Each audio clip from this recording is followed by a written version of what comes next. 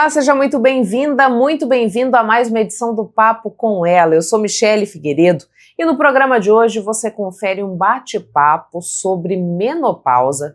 A gente fala também sobre um evento de saúde mental dedicado exclusivamente às mulheres que acontece nesse mês de outubro aqui na capital. E nas reportagens a gente aborda uma exposição que conta a história da comunidade cigana aqui em Mato Grosso, dados sobre o Outubro Rosa e como essa campanha vem esclarecendo mulheres ao longo dos anos sobre a necessidade de exames de rotina para o diagnóstico precoce. Então você já sabe, pega o teu café e vem comigo acompanhar essa edição do Papo com Ela, que ela está recheada de informação quentinha para você.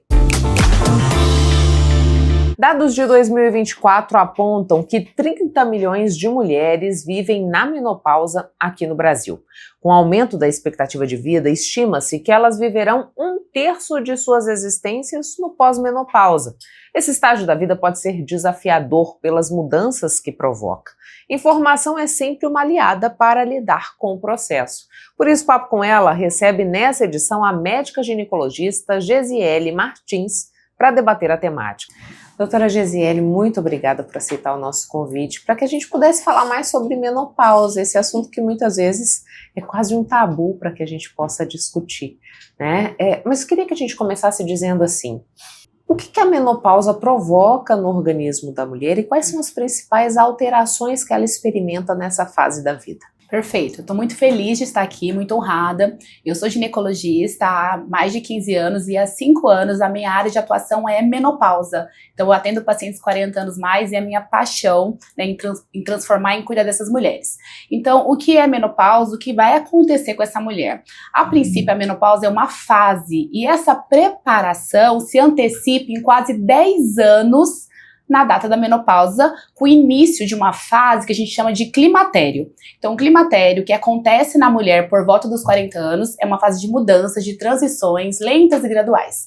A pele começa a afinar, então a paciente fala assim, doutora, as minhas veias estão saltadas, meu cabelo está perdendo seu volume, a sua massa, a minha memória, minha concentração, meu foco, então eu quero lembrar de alguma palavra simples, eu vou abrir a geladeira, eu esqueço o que eu vou pegar, às vezes eu vou ler um texto, tem uma nuvem, uma névoa na minha concentração, às vezes no meu trabalho eu desempenho um papel há 20 anos e eu tenho dificuldade agora, eu sinto que eu estou emburrecendo, então isso eu ouço no consultório. A libido tem uma tendência a diminuir, a vagina tem uma tendência a ressecar, né? A paciente vem com uma queixa de desconforto para ter relação, ela tem ardência, isso é muito comum. Ela fala, doutora, eu amo meu marido, mas eu não tenho vontade, né? Eu não sei o que está acontecendo comigo. Algumas vezes as emoções, elas variam muito também, parece uma gangorra emocional. Então a paciente fala bem assim, eu fico tão irritada, tão reativa, mas eu não tenho motivo para estar assim. Ou eu fico triste, eu fico introspectiva, eu fico chorosa, mas eu também não entendo o motivo. As nossas avós estavam muito assim, murmurando, irritadas, depressivas, eram muito julgadas, muito incompreendidas, mas era exatamente isso que estava acontecendo, sabe? A composição corporal vai mudar pela queda do estradiol, então a gente vai começar a ter uma gordurinha abdominal persistente, perdendo a cintura, perdendo massa muscular. Então aquela mulher que não se atenta ou não tem esse tipo de orientação, ela tem um tonelzinho ali no tronco, né? Aos 50, aos 60, aos 70, um braço mais flácido, né? Umas perninhas mais flácidas. Então tudo isso começa por volta dos 40 anos, a gente tem mais de 40 sintomas descritos, até de tontura, zumbido, ronco, compulsão por açúcar, compulsão noturna, intolerância alimentar. Então é uma fase que vai acontecendo e vai se iniciando lentamente a partir dos 40 anos e culmina daí na menopausa por volta dos 50 anos no Brasil, né? Pode ser um pouco antes ou um pouquinho depois, mas essas transições, essas mudanças vão se acelerando e se mantendo ao longo da vida da mulher. A gente vai dizer então que existe uma mudança na produção hormonal que culmina em todos esses efeitos. Exatamente. Hormônios são mensageiros de saúde cerebral, óssea, de pele, cabelo, composição corporal, vagina e a queda do principal hormônio da mulher, que é o estradiol, que é o líder do corpo da mulher, o CEO do corpo da mulher, que existem receptores em toda a parte do nosso organismo, reflete sim nessas mudanças e que marca não só o fim da menstruação. A menopausa não é só olhar para trás e estar um ano inteiro sem menstruar. A menopausa também é o maior marcador de envelhecimento de uma mulher. cérebro, ossos, artérias, pele, cabelo, exatamente, a queda do estradiol. Ainda é difícil de falar sobre a menopausa, doutora, na sua concepção? Porque eu digo assim, né, muitas vezes isso não está numa roda de discussão, as mulheres ainda não trocam informações sobre isso. Porque envelhecer ainda é um processo difícil na nossa sociedade, porque a gente tem esse culto à juventude eterna muito presente, principalmente na questão mercadológica. E outra, até bem pouco tempo atrás, as mulheres não tinham sequer a oportunidade de passar pela menopausa, justamente por ter a expectativa de vida menor e não enfrentar ou vivenciar esse ciclo da vida? Perfeito. A menopausa ainda é um tabu pelo próprio questionamento em relação ao envelhecimento, a incerteza que isso traz, né? A cultura do Brasil ainda tem muita raiz relacionada à beleza da juventude, né? O que a gente não vê tanto em outros países, como Estados Unidos e Canadá. A gente vê no exterior, em alguns países, a mulher vivenciando com muita leveza essa maturidade. E eu creio que isso vai chegar ao Brasil também. Mas, de forma geral, eu falo para as minhas pacientes que entrar na menopausa é uma oportunidade, é uma honra, né? As mulheres há 40, 50 anos atrás viviam até 38, até 40, até 42 anos. A gente nem teria a oportunidade de cuidar dessa mulher porque ela morria muito antes, né? Então a gente tem essa oportunidade. O que a gente precisa é que essa mulher seja orientada, que essa mulher seja acolhida, que ela tenha uma oportunidade de tratamento eficiente para que ela tenha o que ela mereça, que é saúde física, mental, social, sexual e um envelhecimento com autonomia e com independência.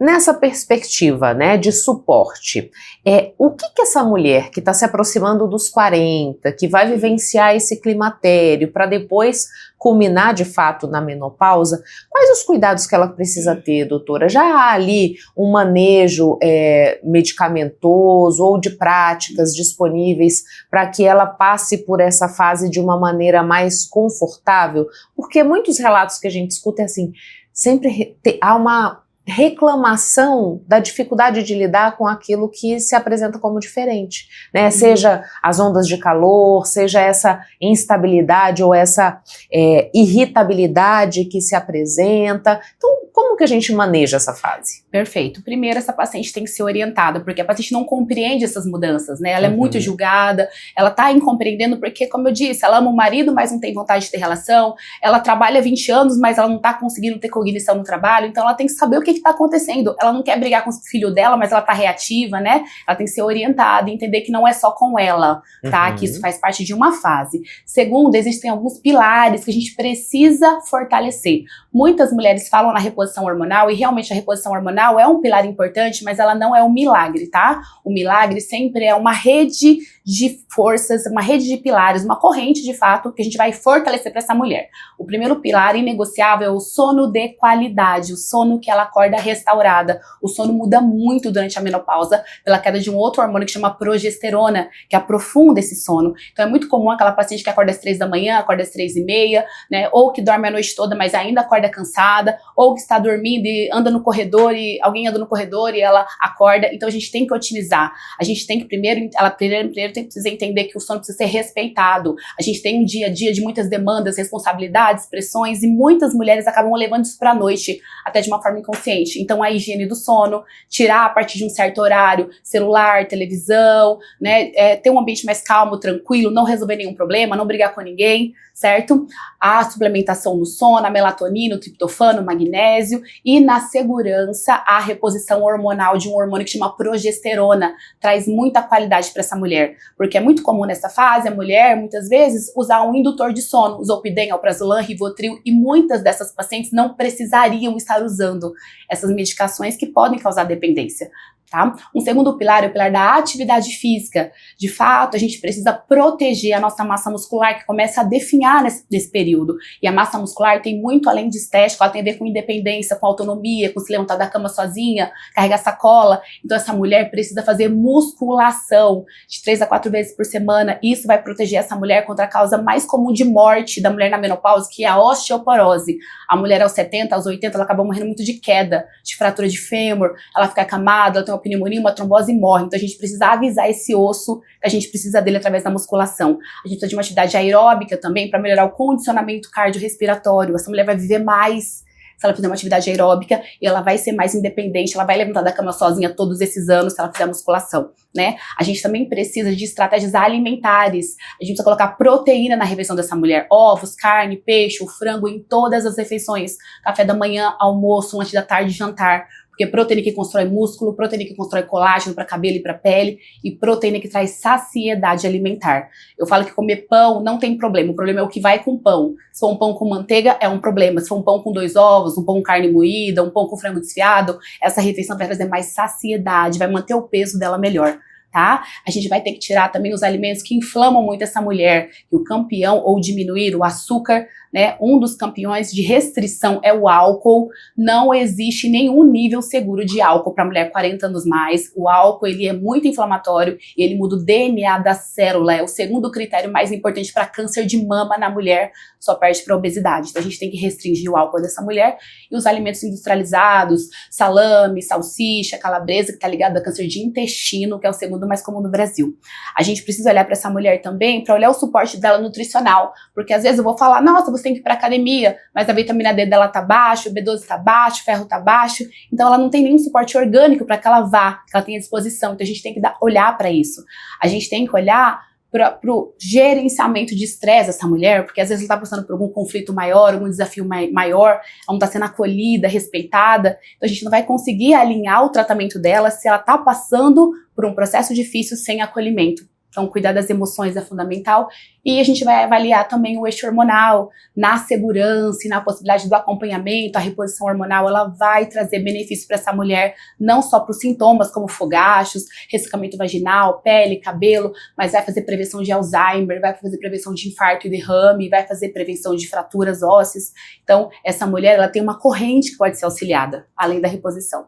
E a reposição, ela sempre vai ser prescrita, doutor? Ou existem situações em que a reposição não é interessante para essa mulher? Então, existem situações proibitivas da reposição hormonal. Uma das situações é quando a paciente tem uma história pessoal de câncer de mama. Quando essa paciente teve um câncer de mama, tá? Quando essa paciente tem uma mãe com câncer de mama, uma irmã, isso não é uma contraindicação absoluta. A gente ainda pode pensar numa reposição de uma forma segura e com acompanhamento, mas se é uma história pessoal dela, a gente tem uma proibição neste momento. Eu falo que a medicina, ela muda muito, mas é o que eu tenho para falar em relação a esse momento. Quando a paciente tem uma doença hepática em atividade, se ela tem uma cirrose, uma doença hepática em atividade, a gente também tem que tratar essa doença para fazer uma reposição, já que os hormônios, ou de primeira ou de outras passagens, eles passam também no fígado para serem filtrados, né? Então essa é uma contraindicação. Se a paciente está em uma fase de tromboembolismo, se ela teve um tromboembolismo, uma trombose recente também, é evitada a reposição naquele momento. Muitas vezes a gente pode aguardar um momento, a gente pode avaliar qual foi o fator desencadeante dessa trombose, né? Se ela fez uma viagem muito longa, se ela ficou imobilizada por uma cirurgia, e se afastado causas hormonais, essa paciente ainda pode fazer quando ela estiver tratada, né? Então existem alguns fatores proibitivos, mas a maioria das mulheres, se a gente avaliar os exames, é muito seguro e muito eficaz para essa paciente. A gente estava falando sobre o climatério, que é esse momento, digamos, que o organismo está sendo preparado para chegar à menopausa, e a senhora bem disse pra gente que a menopausa não marca só o fim da menstruação, mas de toda uma mudança. A menopausa, ela também tem um prazo de duração, e o que se sim, o que vem depois disso, né? Essa é uma pergunta que a paciente fala muitas vezes: doutora, vai acabar quando? Quando que eu vou acabar, né? Como acabar com esses sintomas? A menopausa, ela é um marcador de envelhecimento, e o envelhecimento, ele tem a evolução natural dele, ele não cessa, o envelhecimento não cessa, certo? Então a gente considera que o climatério, na literatura, dos 40 até os 65 anos, depois vem o período senil, que é o próprio envelhecimento, mas a resposta de uma forma geral é que não, a menopausa, ela não vai acabar. Tá? Ela sempre vai ser uma paciente que está menopausada, porque a menopausa é uma data, a data que eu olhei para trás, estou um ano inteiro sem menstruar, e depois disso eu tenho uma pós-menopausa. Entendi.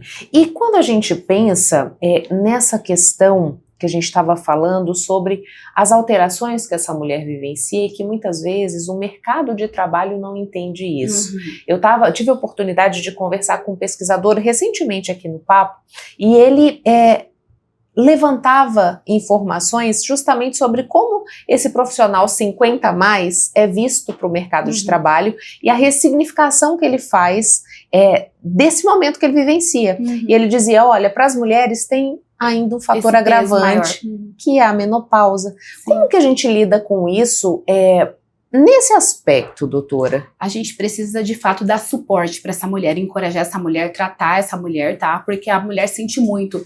E essa geração que tá ativa agora, Michele, é uma geração muito recente. As nossas avós, com 50 anos, elas eram uma senhorinha que cuidavam da casa, que cuidavam dos netos, que faziam trabalhos manuais. Elas não estavam com essa rotina de pressão, de cobrança, de prazo, né, no trabalho e outras pressões.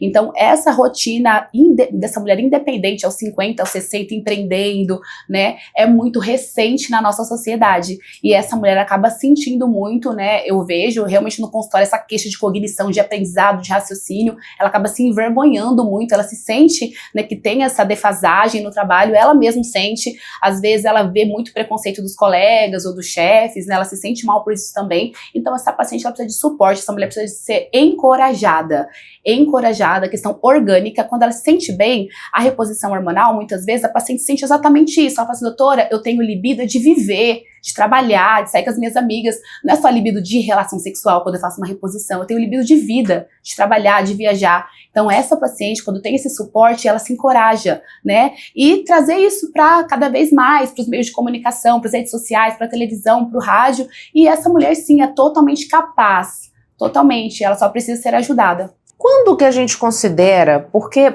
já ouvi esse termo e queria até aproveitar a oportunidade para que a gente pudesse discutir ele. A fulana entrou na menopausa de forma precoce. Perfeito.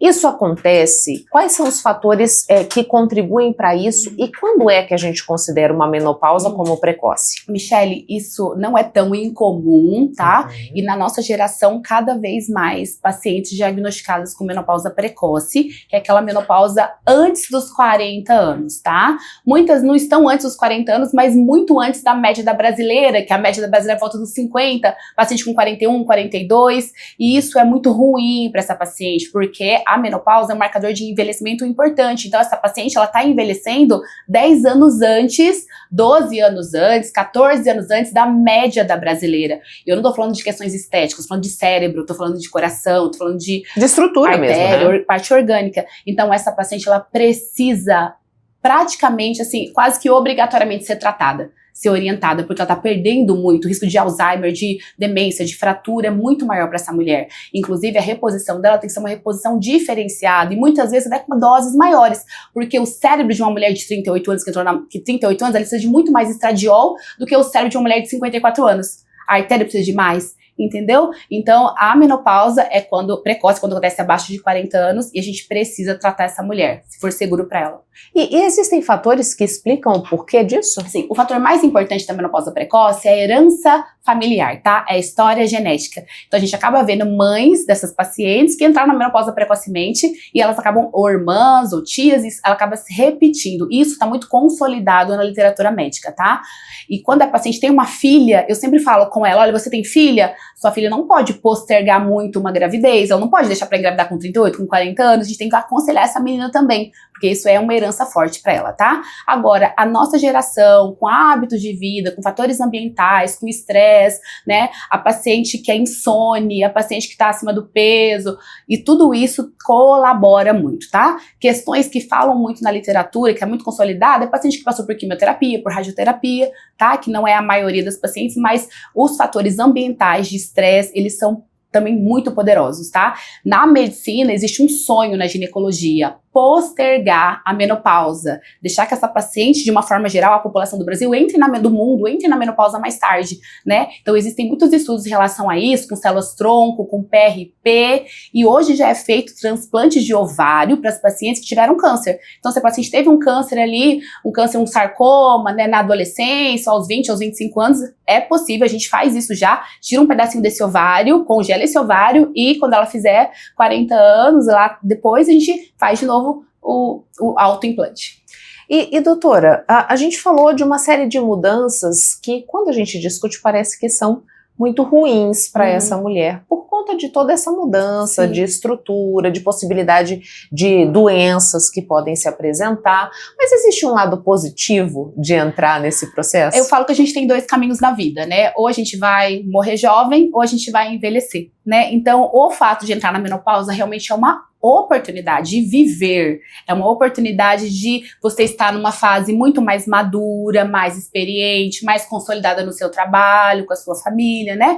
Então, é tão interessante porque às vezes a paciente fala assim, doutora, eu tenho tudo, mas eu não me sinto bem. Então, quando a gente melhora a parte orgânica dela, ela fala assim, doutora, eu tô na melhor fase da minha vida, porque depois do tratamento, eu já tinha tudo, minha família, os meus filhos já adultos, na maioria das vezes, o meu trabalho que eu amo, sou apaixonada, né? Tanto tempo que eu trabalho, as minhas viagens, mas agora, na questão orgânica ajustada, eu me sinto muito bem, sabe? Então, assim como a adolescência, é uma fase de transição muito também pouco compreendida, a paciente está ali, né, a adolescente está ali mudando o corpo, com as questões emocionais afloradas, e quando ela é acolhida, ela é cuidada, ela fica muito bem, aqui também, quando ela é cuidada, ela fica na melhor fase da vida dela, com certeza.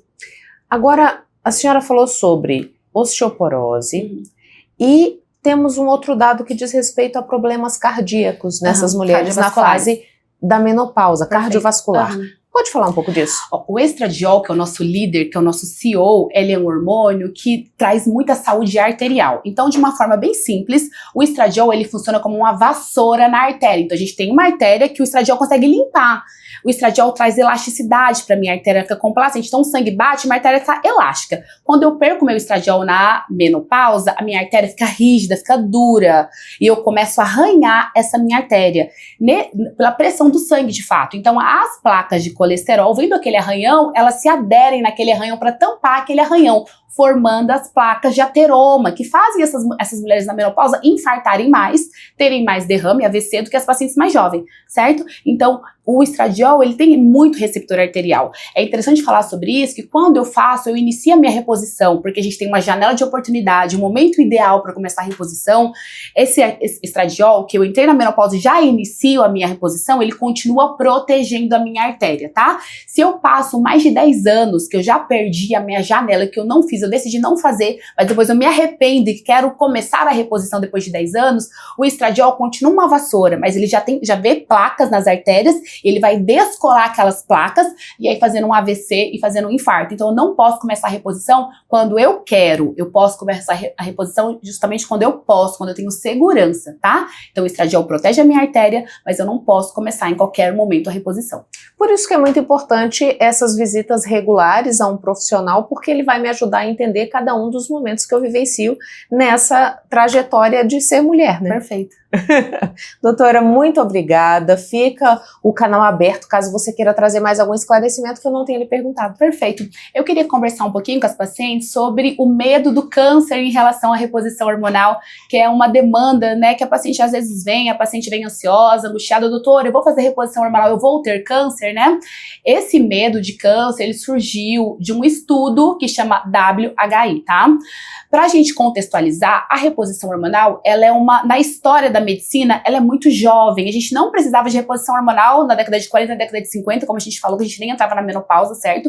Então, pensando no parâmetro da obstetrícia, por exemplo, que a gente sempre teve nascimento, a reposição é muito jovem na nossa história da medicina. Então, a gente começou com a reposição na década de 40, na década de 50, 60, e era muito utilizada. No final da década de 90, em 96, iniciou-se um estudo em inglês, os Estados Unidos também participou, que chama WHI. Esse estudo, ele fez uma avaliação de 20 mil mulheres por 7 anos, e ele foi interrompido pelo aumento de câncer, aumento de AVC, aumento de derrame, de infarto, e isso nas publicações de jornais do mundo foi uma grande bomba para aquelas mulheres, né, que tinham na reposição um alívio, um tratamento seguro, enfim. E esse estudo, ele foi muito importante para a nossa história, porque a partir desse estudo que foi entendido o conceito de janela de oportunidade, tá?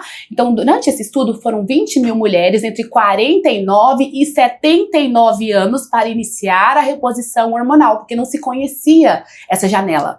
tudo bem? E esses hormônios utilizados foram hormônios à base de éguas prenhas, tá? Um estradiol à base de éguas prenhas e uma progesterona sintética também. Então, hormônios que a gente tinha naquela época, mas hoje a gente sabe que são hormônios que não são tão seguros mais, certo? Então, a partir desse estudo, essas mulheres continuavam sendo seguidas para entender o que aconteceu e a grande conclusão desse estudo é que existe sim um momento oportuno, eu não posso começar a reposição numa paciente de 70, de 79, se já passou mais de 10 anos, 65, então eu tenho que considerar essa paciente, ela tem que fazer reposição hormonal com hormônios mais parecidos com o que ela produzia antes, que são os isomoleculares, que é o estradiol, um pouco mais natural, a progesterona mais natural, a própria testosterona.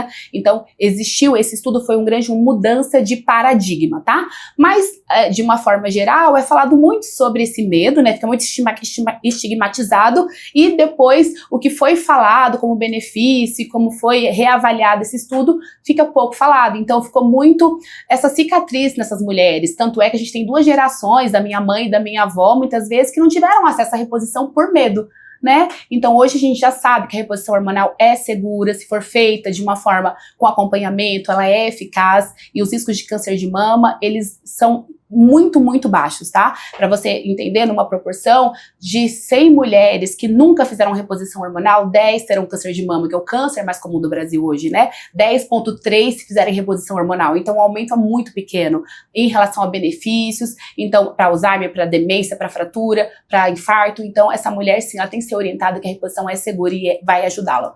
Muito obrigada. Intervalo, a gente volta já.